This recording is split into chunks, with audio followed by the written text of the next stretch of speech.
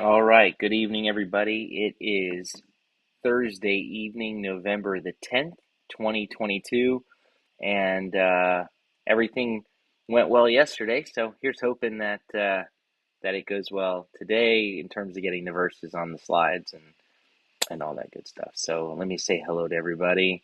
Hang on one second. Let me say hello to everyone. Just one moment here. I have my glasses. Sorry. Let's see, there's hello to my mom. I love you, Mama. And good evening to the Devans, to Jerry and Janet, and to Rachel and Dayspring. And good evening to Eileen and to Sharon, to Sonia and Margarita, to the Eddies, to Lauren and Mike and David and Levi and Valor and Haven and Everett. And let's see, good evening to Barbara Callahan and to Misty and to Elizabeth. Hope you guys are doing well. And good evening to Kathleen, to Kelly Kenfield, to Kelly and Melody Woods, and to Richard and Ellen. And hope you guys are doing well as well. And let's see. Let's see if there's anybody else.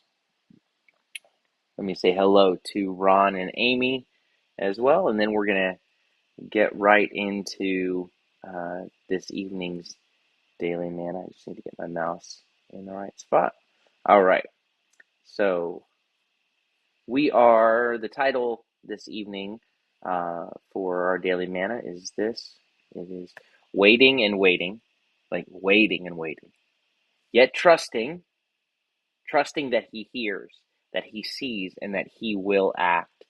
And so as we look to this evening, we're going to look at the Psalms 10 and 40. And it could have look at more with this kind of focus as well. In fact, Psalm 40 and 70, Psalm 70 is almost exactly the last few verses of Psalm 40. Like it's like you read Psalm 40, you go to Psalm 70, and it's like, wait, didn't I just read all that? And you did. It's almost the exact same thing. It's just a few verses of it. And so uh, as we look at these two psalms this evening, the one of the main things that you're experiencing is is this feeling of like, Lord, where are you? Like I'm waiting for you, and it looks like um, the exalted of this world uh, are winning. That the things that those that have exalted themselves, I have a separate title that um, that was just much too long, and but it was because I see this in these psalms. The title that I thought about going was, "Don't trust in the highest heights that you can reach, but trust in the higher than you can reach. Trust in the one who's higher than you can reach to lift you up." Because you have this imagery, what we'll see here in Psalm 10, and then even in Psalm 40, but in Psalm 10 in particular, a lot of the language that we'll see is dealing with those that are that seem exalted. You think about the way that we see things in the world, um, and those who uh, we use language to of that which is lifted up, that which is out of reach, to describe those that are in places of power and places of influence. Um, and Psalm 10 basically is saying, careful that you don't put your trust there. Don't put your hope there. But it can feel like, well, but what's going on? How come they're winning? So let's look at that. Let's look at Psalm 10. Um, and so Psalm 10, beginning in verse 1. All right. So David writes, hang on one second here.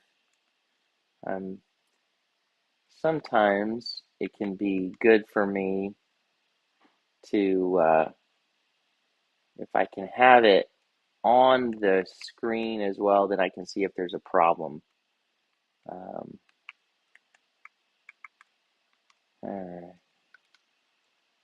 well, I'll do it on this screen so that I can see if there's any kind of a problem.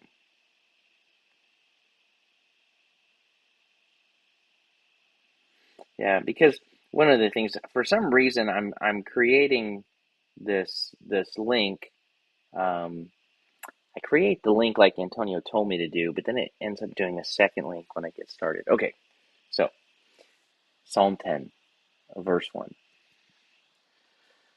David says, why, or the psalmist here, Psalm 9 and 10, by the way, it's possible that they were originally one psalm. Psalms 9 and 10 are together an acrostic psalm, and you get kind of two sides of it. But in Psalm 10, he writes, why, Adonai, are you standing far off? Why hide yourself in times of trouble? Like, why at the very moment that I could really use you up close? I would love to see your presence here right now. Why does it seem that you're far away? He continues in verse 2.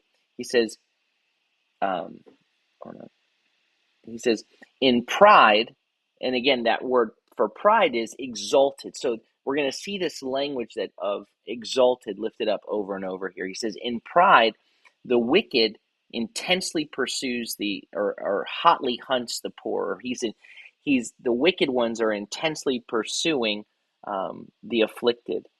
Let them be caught in the plots they have planned. Verse 3. For the wicked one boasts about his soul's desire. The greedy one curses, reviling Adonai. So even when it's talking about here, the wicked one who boasts, that word for boast, he exults, he lifts up his voice. It's uplifted, and again, that sense of kind of looking, we're going to see in a minute, looking down at others, being exalted, looking down. And that seems like, from our fleshly perspective, like that's where you want to be. Look at those guys. They got it all. They're winning. They're on top of the hill, king of the hill kind of deal. It says the wicked one, he just boasts about whatever his being craves, the craving of his soul. And then it continues. The greedy one curses, or he blesses. The language it uses here, it says that he blesses unjust gain. He the greedy one. It doesn't actually say he curses. It says unjust gain. He's blessing. Uh, and in kneeling toward it, he's blessing it while rejecting the Lord, rejecting Adonai. So that's what you see, right? Where that the kingdoms of this world, the kingdom of this world seems to bless that which, whatever gets you whatever you want. He continues here in verse 4. The wicked one, with his nose in the air, right, with his nose, with his nostrils exalted, never seeks him. All his thoughts are, there's no God. Like, God's not even on his radar. So again, David is saying, where are you, Lord? I could really use your presence at a moment like this. It looks like the wicked, the exalted, he's got his nose in the air, he's uplifted. It looks like he's winning. Verse 5, uh, verse 5, his ways are secure at all times. He haughtily disregards your judgments. He snorts at all his adversaries. So it's saying everything he does, his ways are continually prosperous all the time. You're, uh, he haughtily disregards your judgments, right? So your judgments, um, he's he's exalting himself against your judgments. He snorts at all his enemies. Continuing, and then he says in his heart, verse 6, he says in his heart, I'll never be shaken.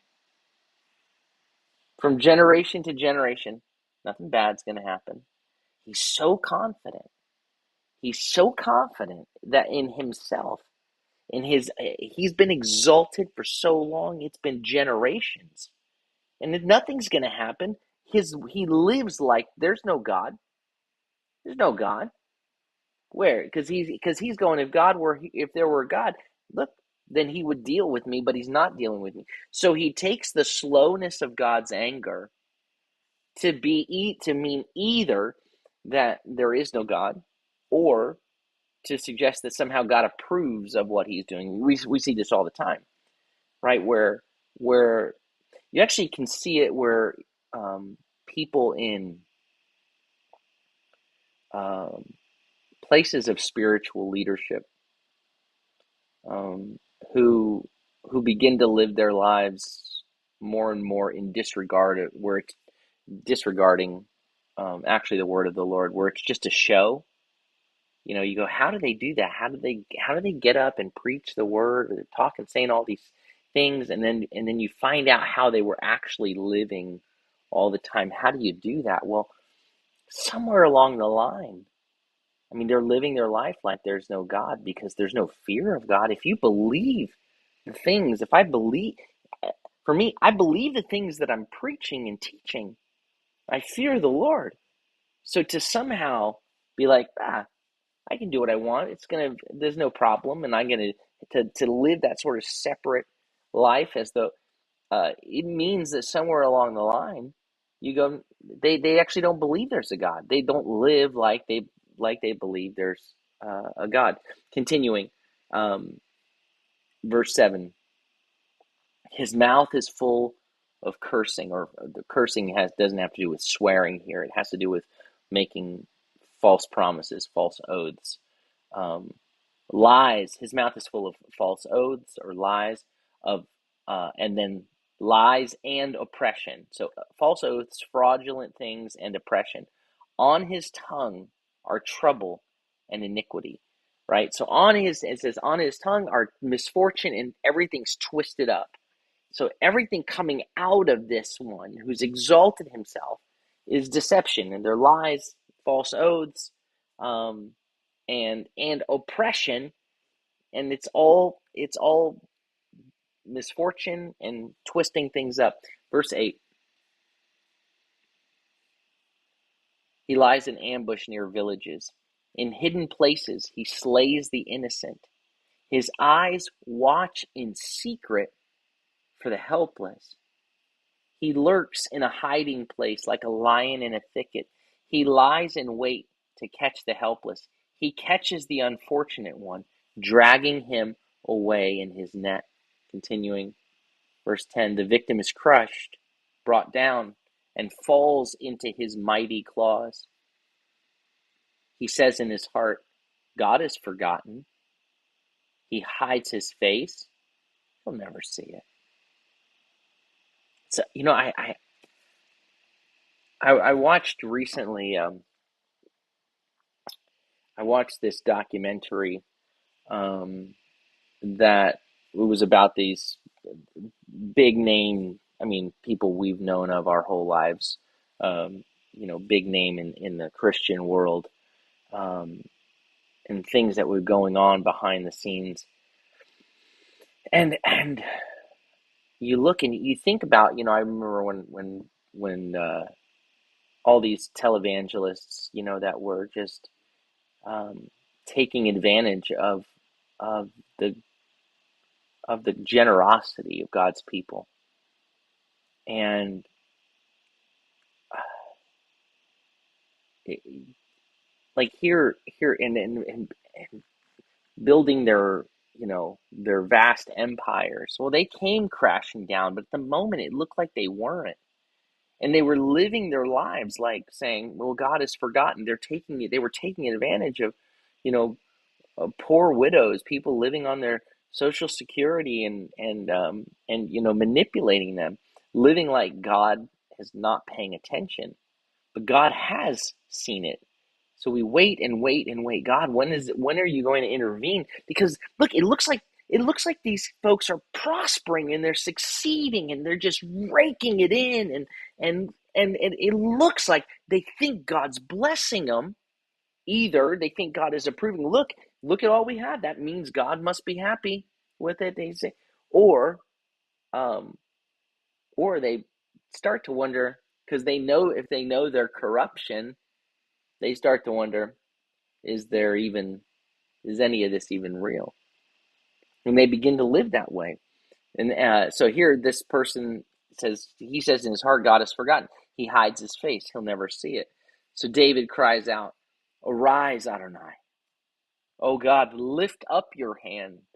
Do not forget the afflicted. Why does the wicked one revile God? Why does the wicked one get to treat God with such disrespect, to treat God so shamefully?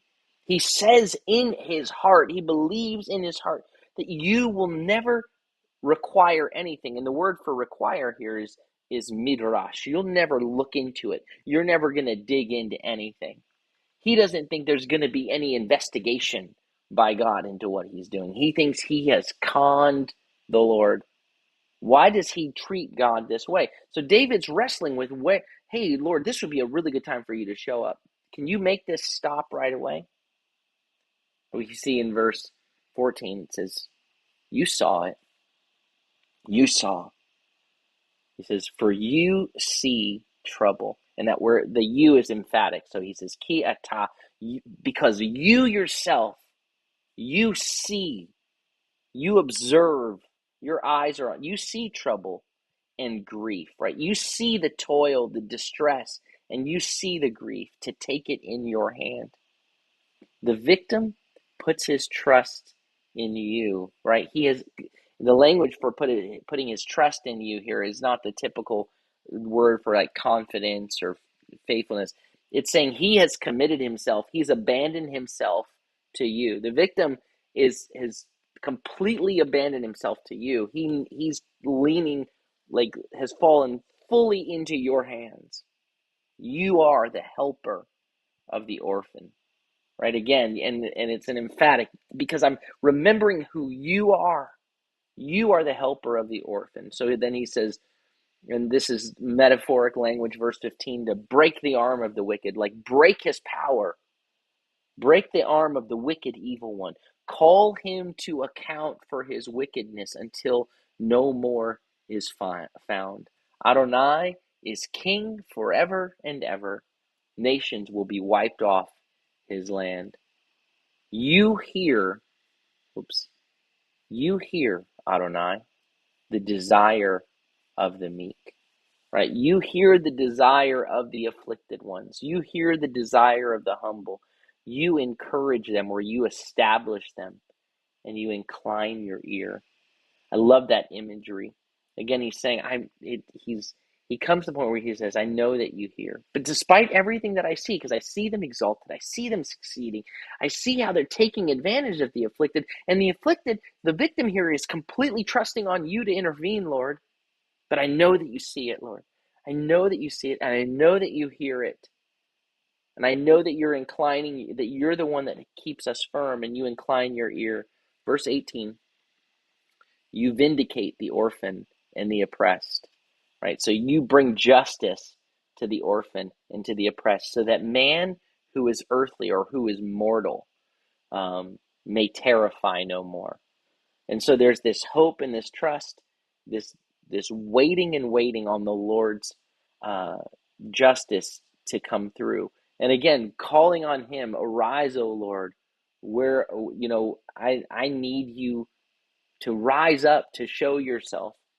Psalm 40, we get this same idea. Psalm 40 again is the Psalm of David, and he opens up and he says, "I waited patiently for Adonai. He bent down to hear to me, and he heard my cry." And so we get this in these opening verses of Psalm 40. We David is giving us this introductory kind of statement of what was happening, and then he'll kind of take us into that story, takes us into the prayer. But the opening here is when he says, I waited patiently. It's actually a repetition of the word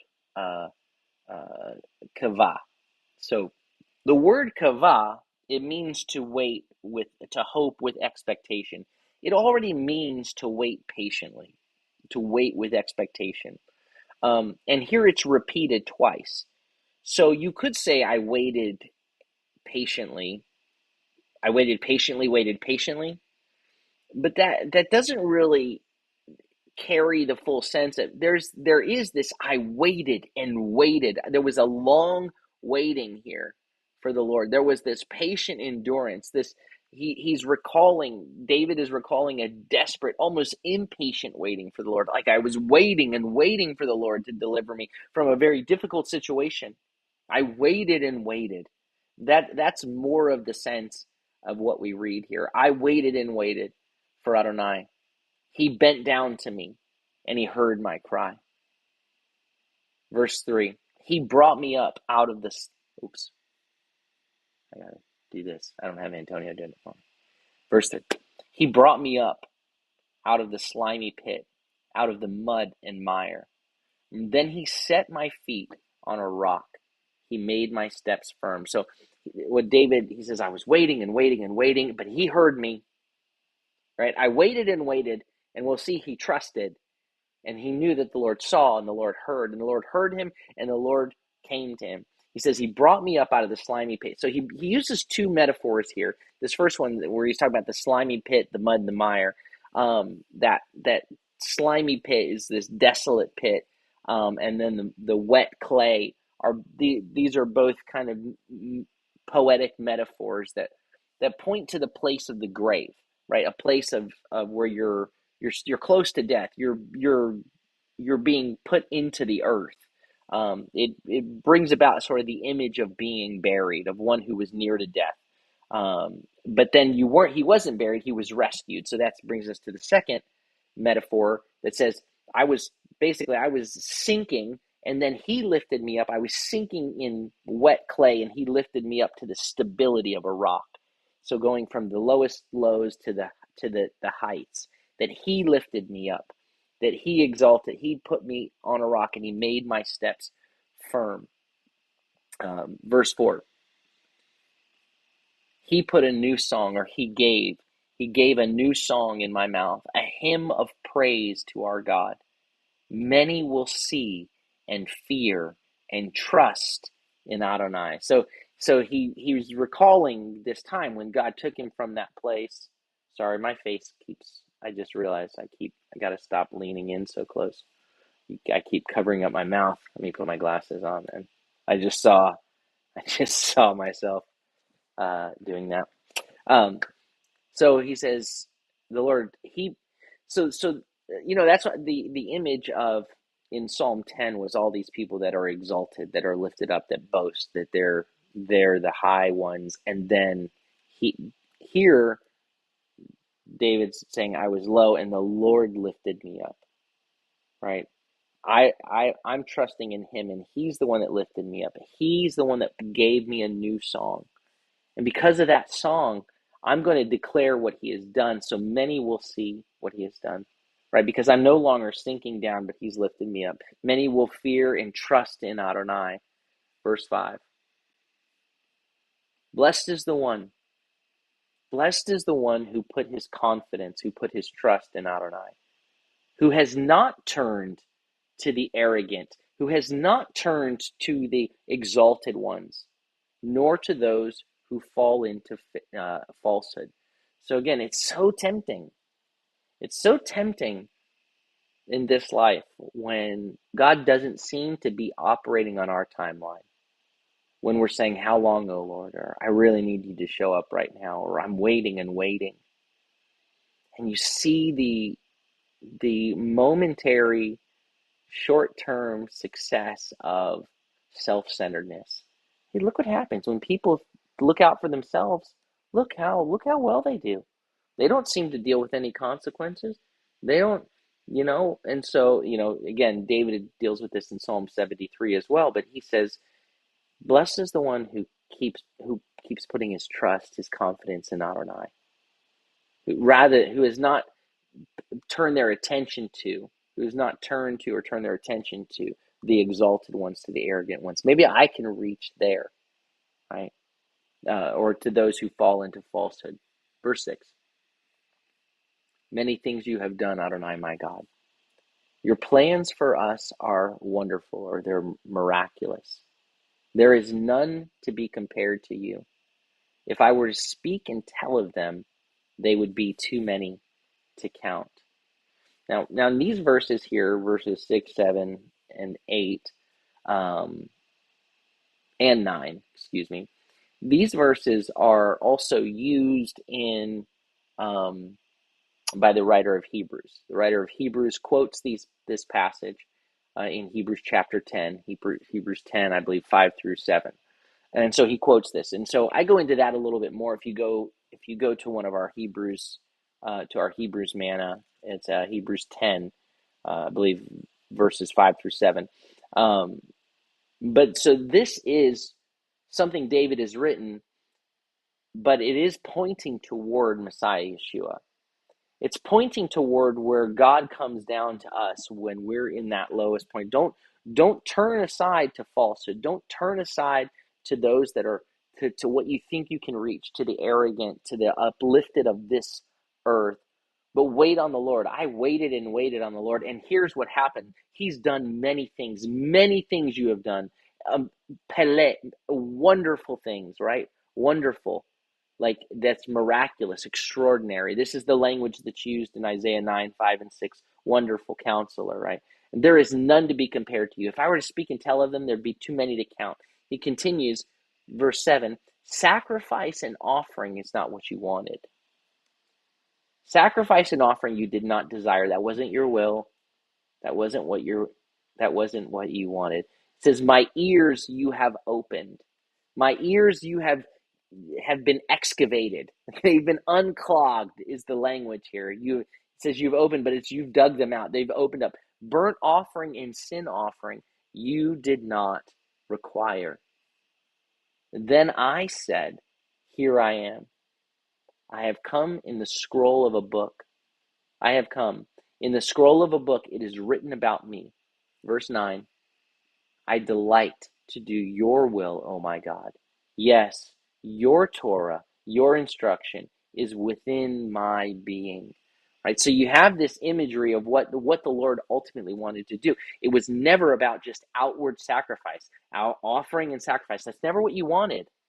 You wanted your instructions to be written on my heart, that your word would be in my innermost being. That's what if sacrifice and offering is what you wanted, I'd have done it, he says, right? But that's not what you wanted. And so now I've come saying it's written about me in the scroll of your book. I want to do your will, O God. And again, this is pointing to the work of Yeshua and to what he'll do to write the law upon our hearts. Verse 10, he says, I proclaim good news of righteousness in the great assembly. Behold, I am not shutting my lips. Adonai, you know. Verse 11, I did not hide your righteousness. And he's saying I didn't conceal it. I didn't hold it in. I didn't cover it up. I did not hide your righteousness within my heart. Rather, I declared your faithfulness and your salvation, your Yeshua, and I did not conceal your chesed and your truth from the great assembly. So this imagery is I've not concealed your character, because think about God's character, his righteousness, his faithfulness, his loving kindness, his truth, right? These are core righteousness and justice are hand in hand. So these are the core pillars of the character of God. And this one who says, I've come to proclaim the good news in the great assembly, and I'm not withholding it. I didn't hide your righteousness. I didn't hide who you are. Rather, the implication is I revealed who you are. I revealed who you are in the great assembly. And then verse 12 is verse 12. I believe when we read it, it says, Adonai, do not withhold your compassions from me. It could be read that way, but when you read it in Hebrew, it says Ata Adonai. It says, you, Lord, do not withhold compassions from me. I don't believe this is a plea. I believe this is a proclamation. A proclamation. He's saying this is who you are, because it opens up with this emphatic you. And I don't think you would make a plea by opening up and saying, you, Lord, don't withhold your compassions from me, like somehow demanding it. It carries more of the sense, based on everything that we've just read. This is a proclamation. He's saying, You, Lord, do not withhold your compassions from me. Let your, and again, your mercy and your truth always protect me. Verse 13. For evils beyond number surround me. My sins have overtaken me. I cannot see. Then they are more than the hairs on my head, and my heart fails me. Right. So here now you have the psalmist David. He was in this place where he waited and waited and waited. Right. He waited and waited on the Lord, and he called on the Lord, whose character who would come and reveal himself. He said, because evil surrounds me, it's all around me. My own sins have overtaken me. I can't see past them. All I can see is my guilt. They're more than I can count. They're more than the hairs on my head. And my heart abandons me. My strength is gone. I've got nothing left. I cannot reach. I cannot pull myself out of this. I cannot do it on my own. I need you, Lord. So he cries out, verse 14, please deliver me. Adonai. Adonai, come quickly to help me.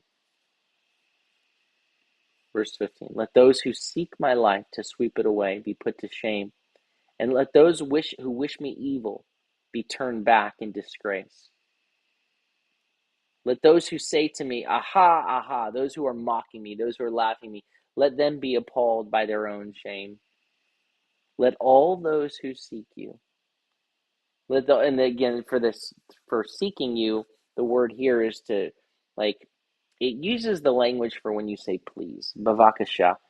Please, all those that are coming to you saying, please, please, Lord, may they rejoice in you and be glad in you. Let those who love your salvation continually say, Adonai be magnified. Right? So now, those who love your rescue, those who love your deliverance, may they say continually, the Lord be made bigger. The Lord be exalted higher. The Lord be gadol, magnified, larger, greater. So rather than all the heights of the ones around me that I keep trying to reach after, may the Lord become bigger. Let all those who love your salvation say continually, be continually declaring, Adonai is greater. The Lord is more. The Lord is magnified. Verse 18.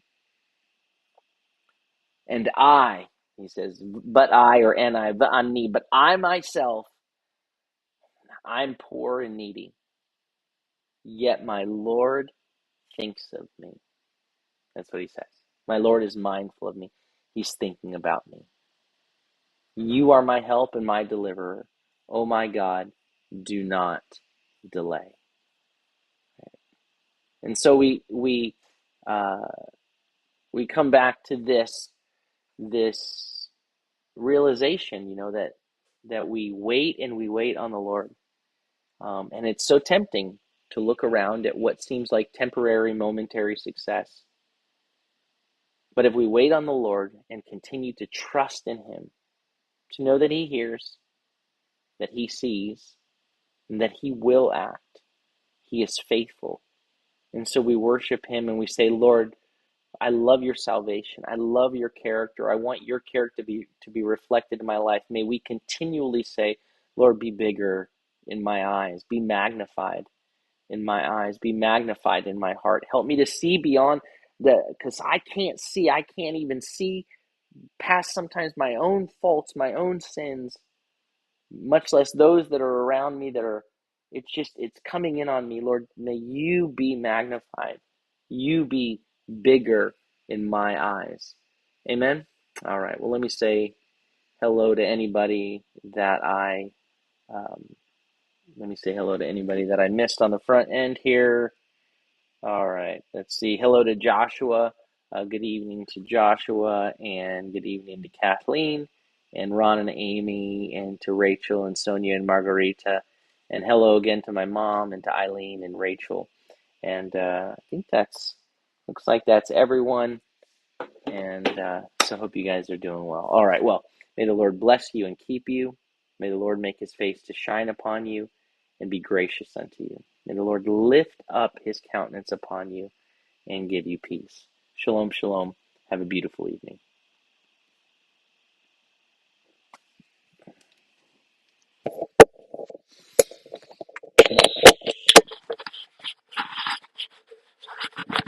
I'm done.